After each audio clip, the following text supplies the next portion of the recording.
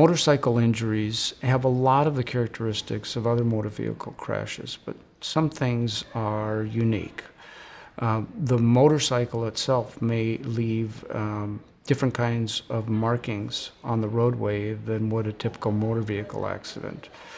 The motorcycle itself may be able to talk to you after the fact about where it's been as a consequence of the crash, either scratch marks in a certain direction or a certain depth or of a certain type, handlebars that are bent, and determining whether there was some object they struck that may have bent the handlebars.